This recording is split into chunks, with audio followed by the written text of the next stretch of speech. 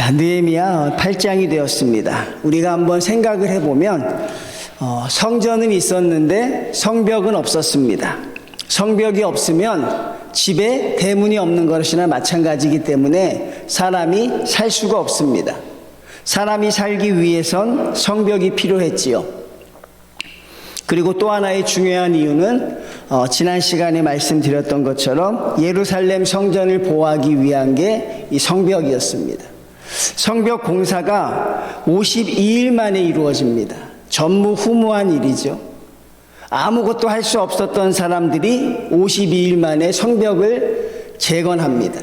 무너진 성벽이 다시 세워졌습니다. 성벽이 세워졌으니 사람들이 거기에 거주할 수 있게 되었죠. 이제 비로소 사람들이 자기가 정착하여 살 땅을 정하게 된 것입니다. 이제 모든 것이 안정되었습니다. 이제 모든 것이 정리가 되었습니다. 그때 이스라엘 백성들이 오늘 무엇을 하느냐? 우리가 그것을 주목해 보면 됩니다. 무엇을 하느냐? 여러분은 무엇을 하십니까? 여러분이 계획하던 모든 것들이 이루어졌을 때 무엇을 하셨습니까? 우리가 작은 것부터 큰 것까지 아마 여러 가지가 있을 것이에요. 혹시 내 집을 장만했을 때, 아니면 우리 아이들이 원하는 학교에 진학했을 때, 아니면 남편이 승진했을 때, 우리가 기도하던 것들이 이루어지는 순간들이 있어요. 나에게 좋은 일이 생겼을 때, 그때 여러분들은 무엇을 하시냐는 것입니다. 그리고 무엇을 해야 된다고 생각하십니까? 어떻게 보면 그냥 성도들이니까 그 기도를 할 수 있는데, 그 기도가 형식적인 기도일 때가 많다는 것이죠. 빨리 기도하고 또 즐겨야 되니까. 만약에 차를 새로 샀습니다. 그러면 빨리 기도하고 빨리 그 차를 타고 나가야 되니까 기도는 형식적일 수밖에 없죠. 저도 예전에 어느 성도 한 분이 차를 새로 샀다고 특별히 아마 그 차가 의미 있었는지 그 예배를 좀 드려달라 그랬어요. 근데 조건이 있었습니다. 뭐였을까요? 짧게 해주십시오. 목사님 짧게 하는 건 알지만 더 짧게 해주십시오.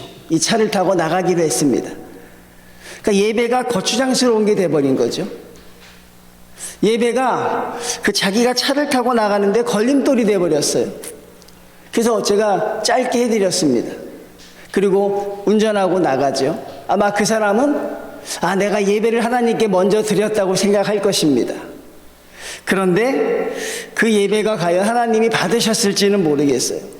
여러분이 하나님께 드리긴 드렸지만 하나님이 그 예배를 받으셨을지는 모르겠습니다. 그러니까 우리가 살면서 가장 좋았을 때 무엇을 할 것인가, 그걸 생각해 보면 우리 신앙의 수준이 또 드러날 수밖에 없습니다. 오늘 말씀은 놀라운 현상이 벌어지고 있어요. 정말 이스라엘 땅에 이런 일이 생겨날 수 있을까? 자, 1절 말씀 봅니다. 이스라엘 자손이 자기들의 성읍에 거주하였더니, 이제 자기들이 정착할 성읍이 생기고 자기의 집이 생겼습니다. 7째 달에 이르러 모든 백성이 일제히 수문 앞 광장에 모여, 이 수문 앞이라는 것은 사람들의 출입이 용이한, 그러니까 많은 사람들이 모일 수 있을 만한 그런 광장을 말하는 것입니다. 사람들이 모였으니 축제를 하려고 할까? 카니발을 하려고 할까? 아니면 기쁨의 행사를 하려고 할까? 잔치를 하려고 할까? 대충 짐작할 수 있죠. 또 그렇게 해도 누구도 뭐라 할 사람이 없습니다. 왜? 여러분, 52일간 거의 이스라엘 백성들이 죽게 살기 고생하지 않았어요? 정말 아침에 눈 뜨고 밤에 잠자리에 들 때까지 얼마나 고생했습니까? 쉴만 하죠. 좀 자기 자신들을 칭찬할 만하지요. 서로 격려할 만하죠. 그런데 그들은 여러분 정말 놀랍다는 표현밖에 말이 되지 않아요. 놀라운 선택을 합니다. 자, 뭐라고 되어 있습니까? 학사 에스라에게 여호와께서 이스라엘에게 명령하신 모세의 율법책을 가져오기를 청했습니다. 여러분, 그들이 모여서 누구를 초청합니까? 학사 에스라를 초청합니다. 여러분, 학사는 어떻게 보면 목회자가 아니죠. 학사는 어떻게 보면 여러분 신학자가 아니라 정확하게 말하면 성경 연구하는 사람입니다. 성경책에 어떻게 보면 전문가, 이 에스라라는 사람을 저희가 좀 설명해 드릴 필요가 있겠어요. 여러분, 이스라엘은요, 바벨론의 포로로 잡혀간 뒤에 3번에 걸쳐서 기환을 합니다. 1차 기환, 2차 기환, 3차 기환을 하게 돼요. 1차 기환은 수룹바벨이라는 사람을 통해 예루살렘 성전을 건축하기 위해 1차로 기환을 합니다. 두 번째 기환한 사람이 누구냐면 바로 이 에스라 학사예요. 이 사람이 2차 기환을 합니다. 정확하게 느헤미야보다 한 13년, 14년 빠르게 먼저 기환을 해요. 자, 수룹바벨은 성전을 지었습니다. 그 다음에 세 번째로 기환했던 느헤미야는 성벽을 재건했습니다. 그럼 에스라는 뭘 하려고 기환을 했을까요? 여러분, 에스라는 무엇을 위해 기환했어요? 바로 에스라가 한 일은 무엇이냐면 종교개혁이었습니다. 와서 이스라엘 백성들을 말씀으로 가르치는 일을 감당했어요. 느헤미야보다 13년, 14년 앞에 와서. 여러분, 우리가 느헤미야를 보면서 하나 간과했던 게 하나 있어요. 그게 뭐냐면 느헤미야가 대단하기도 하지만 어떻게 이스라엘 백성들이 그렇게 느헤미야의 말을 잘 따라 주었을까? 위대한 지도자였기 때문에 그랬을까? 맞습니다. 그렇지만 어떻게 그런 일이 있었을까? 오늘 우리가 그 궁금증이 오늘 풀리는 거예요. 에스라라는 사람이 무려 13년간을 말씀으로 그들에게 전파했던 것입니다. 듣든지 안 듣든지, 그들이 말씀을 사모하든지 사모하지 않든지 에스라 혼자 북치고 장구치고 다 했어요. 말씀을 연구하고 연구한 말씀을 가르치고. 그 13년이라는 시간이 축적되다 보니까 느헤미야라는 위대한 지도자를 만났을 때 그들이 꽃을 피우더라는 것이. 우리가 하나님의 역사 앞에 조급할 때가 있죠. 특별히 목회자들도 조급합니다. 빨리 부흥이 돼야 되는데, 빨리 성도들의 신앙이 성장해야 되는데, 빨리 학생들의 믿음이 안정적으로 돼야 하는데 굉장히 조급하죠. 근데 여러분, 하나님의 역사는 인스턴트 식품이 아니에요. 조립식 주택처럼 뚝딱뚝딱 지을 수 있는 게 아니에요. 여러분, 하나님을 알라딘의 램프하고 착각하는 사람이 있어요. 이 신앙을요, 그냥 문지르기만 하고 소원을 빌면 그저 이루어지는 마치 요술 램프처럼 생각하는 사람이 있어. 그러면 아니죠. 하나님의 계획표대로 가는데 그 시간은 굉장히 오래를 요구하는 것이죠. 무려 느헤미야의 말씀이 그들에게 전달되는데 에스라의 14년이 있었던 것이죠. 그러니까 우리는 그때를 기다려가는 것입니다. 그리고 때가 되면 이 수레바퀴에 톱니가 맞듯이 착착착착 맞아가는 것이죠. 그리고 나중에는 걷잡을 수 없이 폭발하게 되는 것인데 바로 그 에스라가 오늘 등장하게 되죠. 그러니까 이스라엘 백성들이 모여서 에스라 학사를 초청해서 성경 강연을 해 주십시오라고 하는 거예요. 누가 누구에게 했다고요? 에스라가 백성들을 모았다고요? 그게 아니라고요. 백성들이 에스라를 청했다는 것입니다. 그러면 여러분, 기적이죠? 여러분, 이건 정말 기적 아닙니까? 여러분 정말 말씀을 미칠 듯이 읽고 싶었던 적이 있으세요? 막 직장 생활하다가 밥 먹다가 말씀을 안 읽어서 미칠 것 같은 지경에 이르러 본 적이 있어요? 한 번도 없죠? 여러분, 그런 경험 없죠? 저도 그런 경험은 많이 있었던 것 같죠? 강렬한 욕망이 들어본 적 있어요? 말씀 안 읽으면 죽겠다. 막 집에 버스를 타고 가는데 버스가 빨리 갔으면 좋겠어요. 집에 가서 말씀을 읽어야 하니까. 그래 본 적이 여러분 없죠? 예, 아마 대부분 없을 것입니다. 예. 있었으면 우리가 또 이렇게 되지 않았을 것이고, 그렇죠? 아마 지금보다 훨씬 더 대단한 일을 감당했을 것인데 없었을 것이에요. 근데 그런 일이 벌어지는 거예요. 에스라 학사님, 우리가 다 모였습니다. 와서 우리에게 성경을 가르쳐 주십시오. 근데 그 성경의 내용이 뭐예요? 여러분이 가장 힘들어하는 모세오경입니다. 창세기, 출애굽기, 레위기, 레위기도 들어있고, 그렇죠? 민수기, 신명기. 그거를 우리 앞에 가르쳐 주십시오. 자, 이스라엘 백성들이 왜 그렇게 했을까요, 성도님들? 그게 중요합니다. 왜 했느냐가 중요해요. 안 그러던 사람들이 왜 그럴까? 52일 동안에 어떤 일이 있었을까? 이제 그들은 모든 일을 다 했는데 이제 그들이 그토록 원하던 성벽을 다시 재건했긴 했는데 그들에게 왜 그런 하나님의 말씀을 읽으려고 했을까? 그러니까 이스라엘 백성들의 마음에 이 공통적인 생각이 하나 있었어요. 그게 무엇이냐면 성벽 재건이 끝이 아니라는 생각이 있었던 것이죠. 성벽 재건이 우리의 목표가 아니라는 생각이 그들이 들었다는 것입니다. 성벽 재건이 끝이 아니라 하나님이 우리에게 원하시는 건 우리 마음의 성벽이 재건되기를 원하셨다는 것, 그것을 이스라엘 백성들이 깨닫습니다. 여러분, 놀라운 깨달음이죠. 여러분에게 그런 깨달음이 넘쳐나시기를 바랍니다. 이 세상의 것이 끝이 아니라는 것입니다. 내가 열심히 사는 것, 그게 전부가 아니라는 거예요. 그건 세상 사람들의 생각이죠. 내가 열심히 살면 된다. 여러분, 우리 믿는 사람들은 열심히 사는 게 아니죠. 하나님의 뜻대로 사는 것입니다. 그건 착각하지 말라는 거예요. 무작정 열심히 살려는 사람이 있어요. 무작정 성실하게 살려는 사람이 있어요. 여러분, 하나님이 원하시는 건 여러분들이 열심히 살길 바라요. 너무 열심히 사니까 잠도 안 자요. 너무 열심히 사니까 아무도 돌아보질 못해. 그렇게 살길 원치 않는 것입니다. 하나님의 뜻대로 살길 원하는 것이죠. 자, 그래서 그들이 우리에게는 하나님의 말씀이 필요합니다. 그런 결론을 내린 것이죠. 성벽이 재건된 것보다 여러분, 52일 만에 성벽을 재건된 게 기적이 아니라 이게 진짜 기적이라는 생각이 안 드세요? 어떻게 이 말씀을 이들이 이렇게 들으려고 할까? 여러분, 구약의 내용이 뭐예요? 귀 있는 자는 들을지어다. 구약과 신약의 공통된 내용이 무엇입니까? 내 말에 귀를 기울이라는 것입니다. 모세 오경이 뭐예요? 너희가 나에게 순종하라는 것입니다.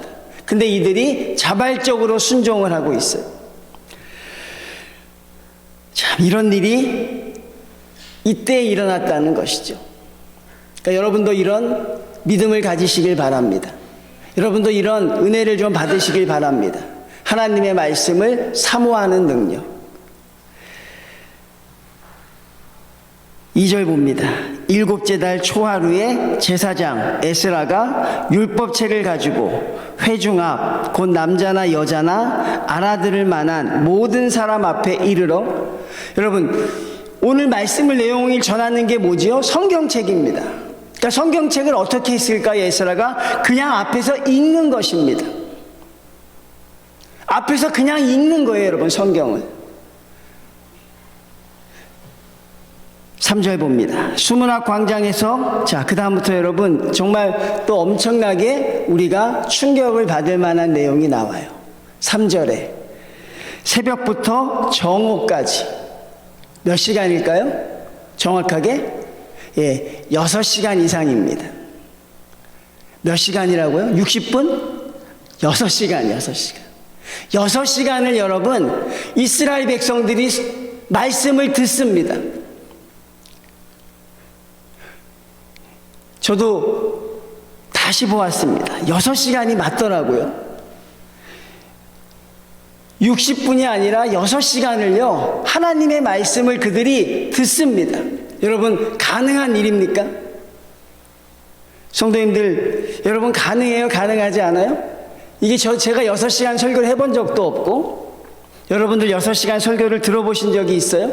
듣기 전에 아마 다 시계를 보시면서 나가실 거예요. 자, 어떻게 이런 일이 있을 수 있을까? 그러니까 이게 여러분, 우리가 잘 연구해 봐야 되는 거죠.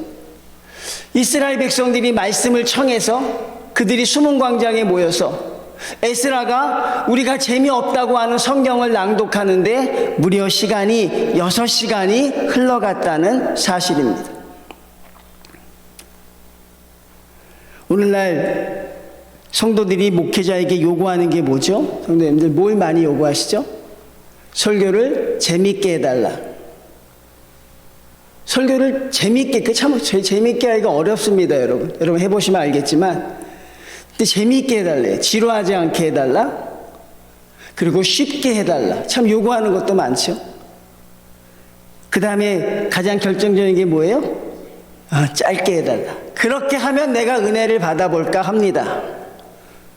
그렇게 해주신다면 내가 한번 설교를 들어보겠습니다. 그러니까 여러분 참 설교를 듣게 하기가 참 어렵죠. 그러니까 오늘날 설교에는요, 엔터테인적인 요소가 들어가야 돼요. 요 부분에서 조금 웃음을 줘야 하고, 요 부분에서 조금 강조해야 되고, 그렇지 않으면 여러분들이 듣지를 않는다는 거죠. 근데 여러분 오늘 보십시오. 6시간을 예수님의 말씀을, 하나님의 말씀을 그들이 스트레이트로 듣고 있는 거죠. 그러니까 이 일이 어떻게 가능할 수 있을까? 여러분 어떻게 이게 가능하다고 생각하십니까? 이게 결심으로 될까요? 성도님들, 결심으로 될까요? 여러분이 이를 악물고 듣는다고 들을까요? 이게 되지 않는 거예요. 이건 정말 인위적으로 할 수 없는 거죠. 더 뒤에 가보면 6시간을 앉아서 듣는 것도 아니에요. 서서 듣습니다. 꼼짝하지 않고 그 자리에서 성경 낭독을 하는데 6시간을 서서 듣고 있습니다. 이건 여러분 우리가 인위적으로 할 수 있는 게 아니죠. 분명히 무엇인가 있다는 것입니다. 성도들이 하나님을 찬양하는 단계가 있다 그래요.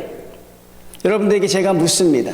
성도님들, 여러분은 하나님이 하신 일이 좋습니까? 하나님이 좋습니까? 하나님이 베푸신 선한 일이 좋으십니까? 하나님 자체가 좋으십니까? 하나님이 우리에게 하신 일에 사람들이 주목을 합니다. 그리고 그것을 가지고 감사하기를 좋아합니다. 하나님이 나에게 베푸신 일을 가지고 우리가 주님 앞에 찬양하기를 좋아하죠. 그런데 여러분, 하나님이 우리에게 베푸신 일을 가지고 우리가 언제나 아멘 할 수 있어요? 여러분의 인생을 한번 돌이켜 보십시오. 하나님이 여러분에게 베푸신 일 참으로 많지만 그 일 가지고 여러분 언제나 감사하고 아멘 할 수 있습니까? 할 수 없죠. 왜? 하나님이 내가 원하신 대로 하여 준 건 아니기 때문에. 그래서 여러분, 성도들이 감사하려면 하나님이 하신 일에 주목하는 게 아니에요. 하나님이 나에게 어떤 일을 하셨는가를 계산해 보는 게 아니에요. 하나님이 우리 교회에 어떤 은혜를 주셨는가, 그거를 생각하는 게 아닙니다. 하나님께 진심으로 감사하려면 하나님 그분에게 감사하는 것이죠. 하나님 자체로 만족하는 것입니다.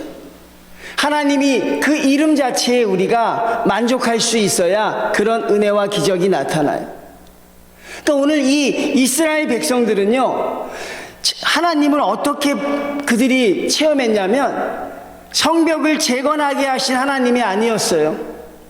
52일 동안 우리로 하여금 성벽을 만들게 하신 하나님이 아니라 우리와 함께 하신 하나님 자체의 그분을 그들이 찬양하고 있는 것입니다. 그러니 말씀이 꿀송이 같이 단 거죠. 그 말씀 앞에 빠져들어가는 것입니다. 악한 사단이 여러분에게 가장 못하게 하는 것이 무엇일까요? 말씀을 듣지 못하게 하면 사단이 여러분의 영혼을 잠그는 데 성공하는 거예요. 말씀을 듣지 못하게 해요. 사단이 여러분의 말씀을 듣지 못하게 여러 가지 방법을 다 동원합니다. 딴 생각도 하게 하고 피곤하게 하기도 하고 힘든 일이 있게 하기도 하고. 왜? 여러분이 말씀을 안 들으면 하나님의 뜻대로 살지 못하기 때문에. 그래서 사단이 치열하게 막는 게 뭐예요? 바로 여러분들이 말씀을 듣지 못하게 하는 거예요.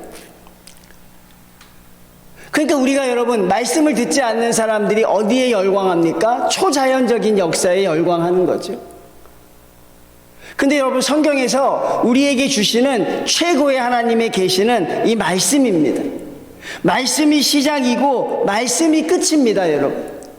아모스 8장 11절 한번 보겠습니다.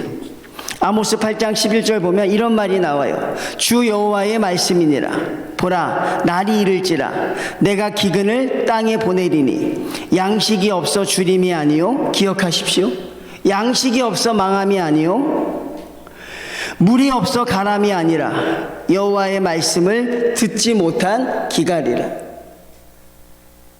말세가 될수록 하나님의 말씀을 성도들이 더 듣기 싫어합니다. 말씀에 집중하지 못하게 해요. 그럴 만한 이유가 있다고 여러분 한번 생각해 보십시오.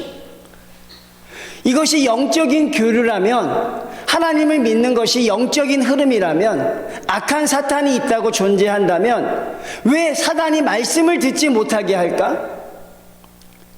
왜 말씀 앞에 우리가 집중하지 못하게 할까? 그건 여러분이 하나님께로 가까이 나아가는 것을 막기 위해서입니다. 이 말씀 앞에 여러분들이 능력을 받을까봐 사단이 그게 두려운 거죠. 말씀 앞에 여러분이 하나님의 사람으로 바뀔까봐 그게 사실 두려운 것입니다.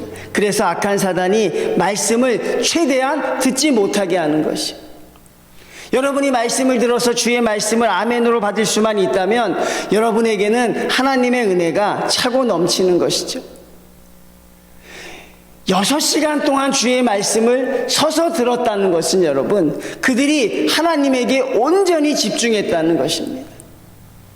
여러분, 예루살렘 성벽을 재건한 뒤에 얼마나 피곤했겠습니까? 얼마나 힘들었겠어요. 그럼에도 불구하고 말씀이 주는 그 맛이 너무나 달고 깊었다는 것입니다. 우리 성도님들에게 이런 은혜가 넘치셨으면 좋겠어요. 여러분들 말씀을 사모하는 성도님들이 되셨으면 좋겠습니다. 봉사하는 거는 참 쉬운데 말씀 듣는 건 어렵죠? 여러분 사실 그렇죠? 주방에서 설거지하는 건 그렇게 어렵지 않은데 말씀을 2시간 듣는 거 참 어려워요. 왜 그런 줄 아십니까? 영적인 흐름이 있기 때문에 그래요. 내가 그 말씀 앞에서 하나님의 성도로 거듭날까봐 악한 사단이 두려워하는 것이죠. 4절 봅니다. 그폐의 학사 에스라가 특별히 지은 나무 강단에 서고 그의 곁 오른쪽에 선 자는 마띠아와 스마와 아나냐와 우리아와 hil기야와 마아스, 쭉 사람들이 열거되어 있습니다. 아마 에스라가 말씀을 전하는데 옆에서 도움을 주는 사람들이고, 나중에 이 사람들은 이스라엘 백성들이 말씀을 깨닫는데 도움을 주는 사람들이죠. 5절 봅니다. 에스라가 모든 백성 위에 서서 그들 목전에 책을 펴니, 자, 말씀을 사모합니다. 그리고 에스라가 와서 책을 펴는데 책을 펼 때에 모든 백성이 일어서니라. 왜 일어났을까요, 성도님들? 이게 비로소 말씀의 능력입니다. 우리가 예전에 그런 비유를 참 많이 들었어요. 어렸을 때. 뭐 대통령 앞에 가면 너희가 자겠느냐? 대통령 앞에 갈 때 옷을 그렇게 입고 오겠느냐? 그 얘기를 참 귀에 따갑게 들었어요. 저는 그걸 들으면서 그게 좋은 비유 같지는 않았어요. 대통령 앞에 가면 이렇게 자는 성도가 있으면 당신이 대통령 앞에 있으면 자겠습니까? 머리를 감지와 머리가 이렇게 까치집을 하고 온 사람이면 하나님 앞에 나오는데 대통령 앞에 나오면 그렇게 하겠습니까? 그리고 결과적으로 뭘 물어요? 대통령이 귀합니까? 하나님이 귀합니까? 그거를 묻죠. 아마 그런 질문 많이 받아봤고 예화도 많이 들었을 것이에요. 자, 그만큼 우리가 하나님 앞에 나오는데 이 뭐라 그럴까요? 긴장이나 그런 게 없다는 것입니다. 그러니까 여러분들이 정확하게 하나님의 말씀, 이 부족하지만 제 입에서 나가는 말씀이 하나님의 말씀이라고 한다면 우리가 사실 졸거나 그럴 수 없는 것이죠. 왜? 하나님의 말씀이니까. 근데 우리는 하나님의 말씀으로 받지 않고 목사의 설교라고 생각하니까 여러분들이 그렇게 할 수 있는 거죠. 그리고 이 말씀을 내가 오늘 안 되면 다음에 또 들을 수 있다고 생각하기 때문에 현재의 최선을 다하지 못합니다. 자, 오늘 이스라엘 백성이요, 말씀이, 성경책이 펼쳐졌을 때 일어섰다는 건 어떤 뜻입니까? 이 말씀을 하나님의 말씀으로 받겠다는 것입니다. 이 말씀이 하나님의 말씀이라는 권위가 있다는 것입니다. 1.1핵도 놓치지 않겠다는 이들이 하나님의 말씀 앞에 자기들의 표현입니다. 그래서 어떤 교회들을 가보면 성경 봉독을 할 때 일어서라고 하죠. 일어서고 앉는 게 뭐가 그렇게 중요하겠습니까? 여러분들 마음속에 오늘 나에게 주시는 말씀은 하나님의 말씀이다. 하나님이 나를 살리려고 주시는 말씀이다. 하나님이 나를 위로하시려고 주시는 말씀이다. 하나님이 나를 깨우치려고 주시는 말씀이다. 그렇게 받아내야 한다는 것이죠. 그래서 그들이 일어섭니다. 이것도 놀라운 일이에요. 놀라운 일이 계속 펼쳐져요. 첫 번째 놀라움이 뭐라 그랬어요? 에스라를 초청해서 말씀을 듣겠다고 한 게 놀라웠고, 두 번째 놀라움이 뭐예요? 6시간을 드러냈다는 것이고, 세 번째 놀라움은 뭡니까? 말씀 앞에 그들이 하나님의 말씀의 권위를 인정했다는 것입니다. 하나님의 말씀이 아니면 여러분 여기서 들을 이유가 없어요. 여기 교양을 쌓으려고 오신 것도 아니고 정보를 얻으려고 온 것도 아니죠.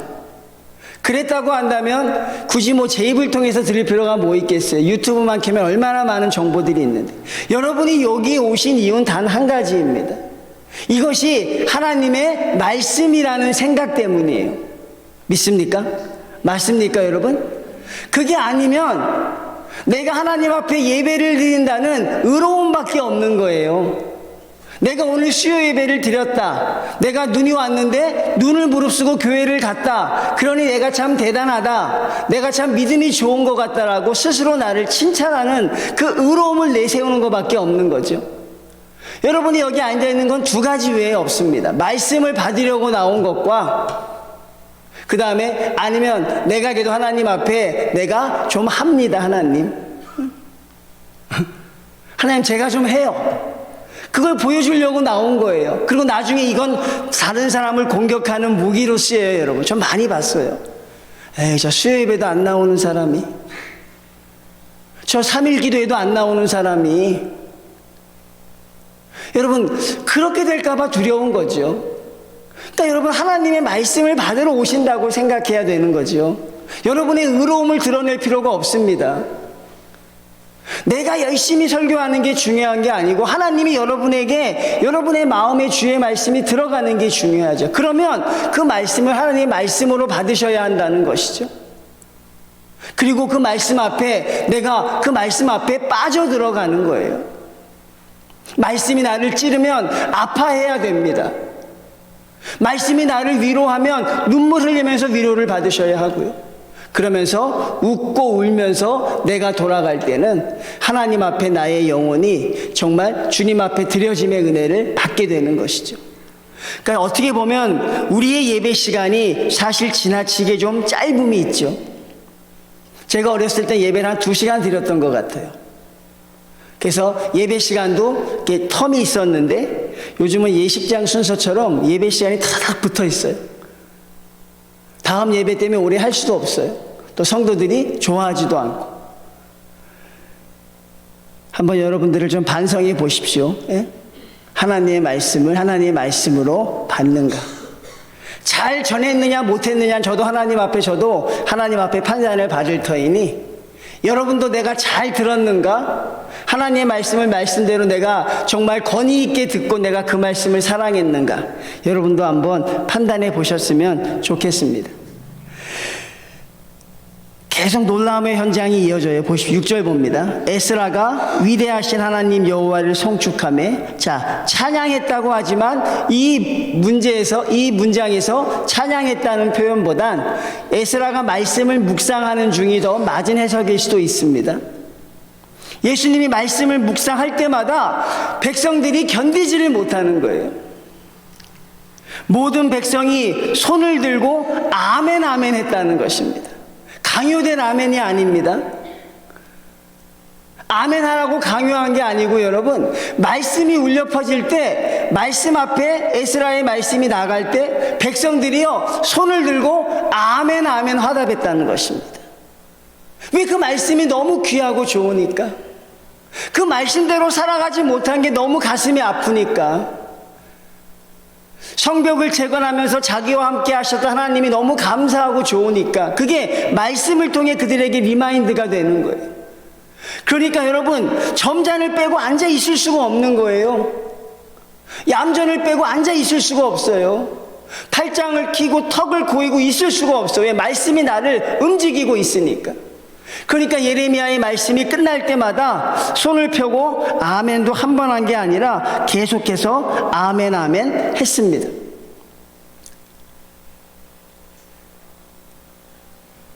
여러분도 아멘 많이 하십시오, 여러분. 예, 예. 아멘 많이 해서 제가 그때 뭐라 했죠? 아멘해서 손해보는 일은 없다. 그러니까 아멘해서 여러분들이 손해보는 일은 없으니까 아멘을 하시는 게 좋은 거죠. 근데 오늘 말씀에 보면 그들이 너무나 감사해서 하나님 앞에 아멘을 합니다. 근데 그것으로 끝나질 않아요. 몸을 굽혀 얼굴을 땅에 대고 여호와께 경배하니라. 서 있어서 주의 말씀을 듣는데 아멘 하면 이 감격의 기쁨이 넘치는 거예요. 그리고 그 감격의 기쁨이 넘치니까 어떻게 합니까, 여러분?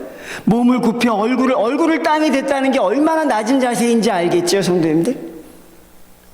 우리는 무릎 꿇는 것도 어려운데 얼굴을 땅에 댔다는 건 완전 바닥에 댔다는 것입니다. 그리고 뭐 합니까? 여호와께 경배합니다. 앞에서 무엇을 합니까? 대단한 거 합니까?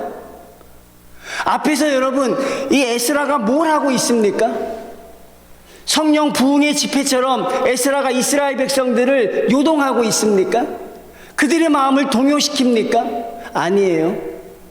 에스라가 하는 건요, 주의 말씀을 그냥 읽는 것입니다. 주의 말씀을 그냥 묵상하는 것밖에 없잖아요. 우리가 성경 통독하잖아요. 그것과 똑같은 거예요. 근데 우리는 왜 그런 역사가 안 나타날까요? 우리는 원해서 하는 게 아닐 수도 있으니까, 그렇죠? 제가 너무 솔직한가요? 그냥 오후 예배 시간에 목사님이 하라고 해서 해야지 내가 간절히 원하지 않으니까 보면서 이거 언제 끝나나 계속 넘겨보기도 하고 그러면 안 되죠. 아, 벌써 이게 다 읽어졌을까? 감동해야 되는데. 그러니 말씀이 잘못된 거예요? 우리가 잘못된 거예요? 근데 어떤 사람은 나는 문제 없는데 말씀이 잘못됐다고 하는 사람도 봤어요. 말씀이 이상해요, 목사님. 그 말씀이 내게 은혜가 안 돼요. 그건 누가 잘못된 거예요? 여러분께도 희망이 있습니다. 여러분이 잘못됐다고 생각하는 걸 알면. 근데 나중에는 억지를 부려요. 말씀이 이상하대요. 은혜 못 받는 건 다 목사가 설교를 못해서 그건 뭐 괜찮다고 생각해요. 사람에게 하는 거지만. 그런데 그렇지 않거든요. 항상 문제는 누구에게 있습니까? 예, 그것만 알아도 크게 실수하지 않습니다. 아무것도 안 해요. 말씀만 묵상합니다. 저처럼 이렇게 자세하게 설명해 주지도 않아요. 그냥 말씀을 읽습니다. 6시간 동안. 근데 어떻게 이런 일이 벌어졌을까? 이게 뭐다? 이게 말씀의 능력이다. 우리나라 속담에 그런 속담이 있다며요. 말로써 천냥빛을 갚는다. 말을 잘하는 사람을 지혜로운 사람이라고 해요. 근데 여러분, 사람의 말도 그럴진데 하나님의 말씀입니다. 사람의 말도 그렇게 능력이 있다는데 하나님의 말씀이 얼마나 능력이 있겠어요? 그 말씀이 전파될 때 얼마나 대단하겠습니까? 하나님의 말씀을요, 천지를 창조할 때 쓰셨어요. 예수 그리스도를 보낼 때 말씀으로 보내셨어. 그러니까 교회의 진정한 부흥은 여러분, 강력한 영적인 체험 이런 것도 중요하고요, 여러 은사도 중요하지만 사실 가장 완전한 교회의 부흥은 말씀으로부터 오는 거죠. 그래야 여러분 잘못된 것이 없는 거예요. 그래야 악한 영의 유혹에도 받지 않습니다. 7절 봅니다. 예수아와 바니아와, 자 이제 7절에 보면 우리가 해야 될 게 있어요. 예수아와 바니아, 세레바와 야민가 이런 사람들이 뭐라고 돼 있습니까? 제자리에 서 있는 동안 그들에게 율법을 깨닫게 하였는데. 자, 에스라가 말씀을 묵상하면 사람들이 아멘합니다. 모든 사람들이 다 아멘하지 않을 수 있었겠죠. 그때 이 레위인들이 가서 말씀을 깨닫게 해주는 것이죠. 말씀을 모르는 자들에게 말씀을 깨닫게 합니다. 말씀은 첫째 읽는 게 중요합니다. 두 번째 뭐가 중요할까요? 읽음에서 깨달음의 단계로 가야 합니다. 하나님 앞에 기도하면서 스스로 깨닫는 경우도 있고, 예비하신 사역자들을 통해 깨닫게 하는 경우도 있고, 말씀은 반드시 깨달음이 있어야 돼요. 왜 깨달아야 할까요? 깨달아야 순종과 행함으로 이어질 수 있어요. 오늘 말씀을 잘 들었다, 그게 아니라 말씀을 여러분들이 들었을 때 그게 깨달음으로 돼야 된다는 것이죠. 8절 봅니다. 하나님이 율법책을 낭독하고 그 뜻을 해석하여 백성에게 그 낭독하는 것을 다 깨닫게 하니. 자, 말씀을 깨닫게 했습니다.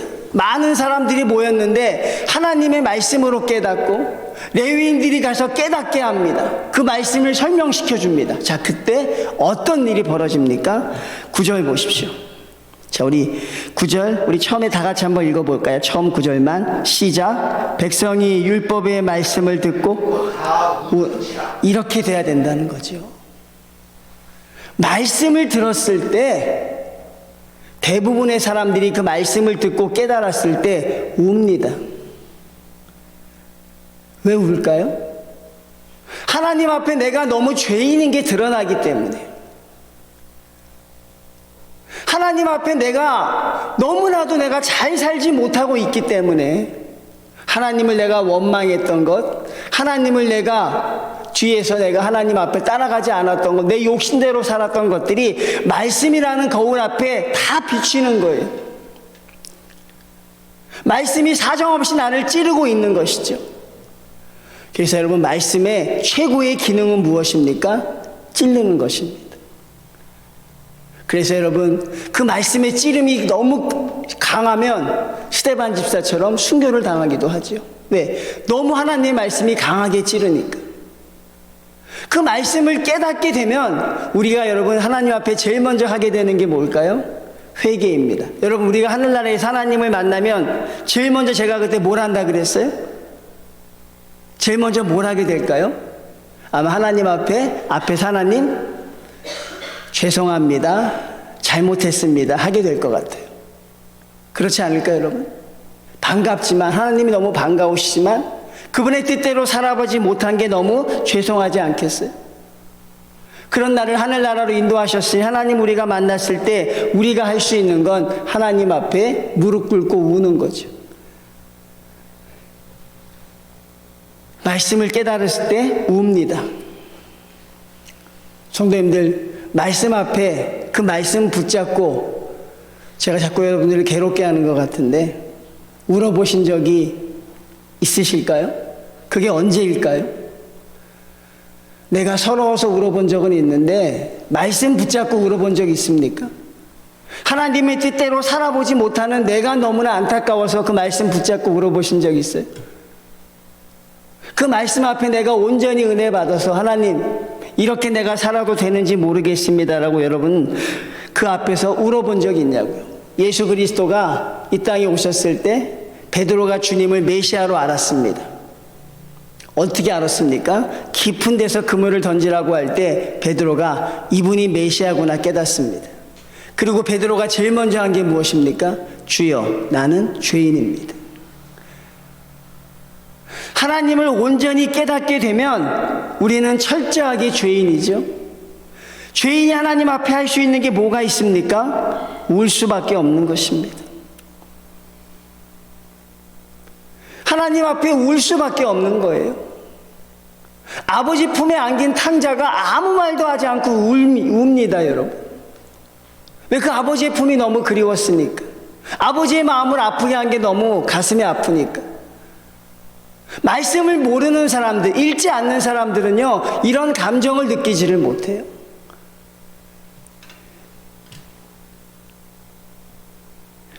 지금 여러분, 이 이스라엘이 완전히 제2의 이스라엘로 바뀌어지고 있는 것이고, 우리가 소위 말하는 부흥의 역사가 나타나고 있는 것이에요.